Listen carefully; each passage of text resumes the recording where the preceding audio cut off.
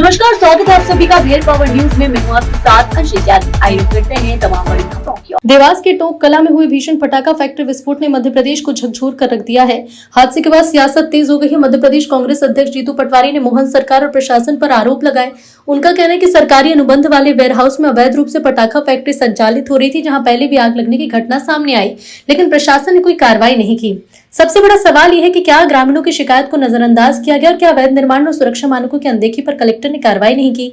आरोप ये भी है कि फैक्ट्री में नाबालिग बच्चों से काम कराया जा रहा था। अब प्रदेश में बारूद माफिया को लेकर राजनीति गर्म आ गई है और आखिर जिम्मेदार कौन और क्या इस हादसे के दोषियों पर होगी बड़ी कार्रवाई। मैंने कई बार कहा है कि माफियाओं का कब्जा हो गया इस सरकार में।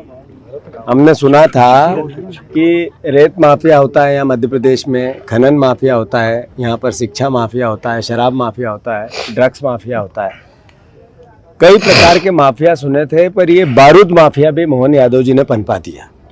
जिस तरीके से लगातार वो चाहे हरदा की घटना हो, चाहे इंदौर की घटना हो, चाहे पेटलावत की घटना हो, चाहे ये अब देवास की घटना हो, टोंक की, लगातार बारूद माफिया का कब्जा और लोगों की जान। हमारी सरकार को एक घटना से कुछ समझ नहीं आता है, न कोई प्रिपरेशन देखती है। 2025 के आसपास इसका लाइसेंस हुआ, अभी समाप्त हुआ, आज ही रिन्यूअल फिर से हुआ। बताया गया 1 तारीख को किया गया, ये भी 6 तारीख को किया गया। ये अपने आप में बताता है कि टोटल माफियाओं के कब्जे में हैं। जिनके नाम से मालवीय जी के ये लाइसेंस है, उनका आर्थिक स्थिति ऐसी नहीं कि इतने बड़े कैंपस को वो मैनेज कर ले।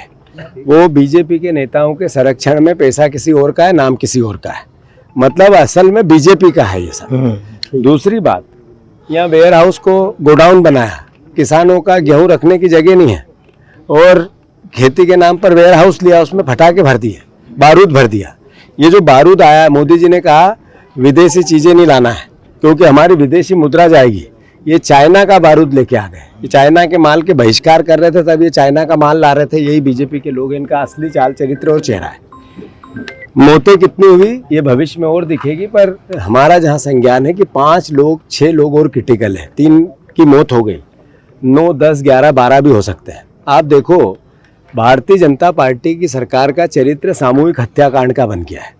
सामूहिक हत्या करने में मोहन यादव की सरकार को महारत है। अभी क्रूज में सामूहिक हत्याएं की, उससे पहले को सिरप की छिंदवाड़ा में सामूहिक हत्याएं की, उससे पहले इंदौर में भागीरथपुरा में जहर से सामूहिक हत्याएं की, फिर इसके बीच में आदिवासी जो एक साथ 15-20 एक्सीडेंट होके मर गए थे, वो भी सरकार की लापरवाही थी, वो सामूहिक हत्याएं की। फिर यही हरदा में सामूहिक हत्याएं की, फिर यही पेटलावत में सामूहिक हत्याएं की और फिर अब यहाँ सामूहिक हत्याएं की।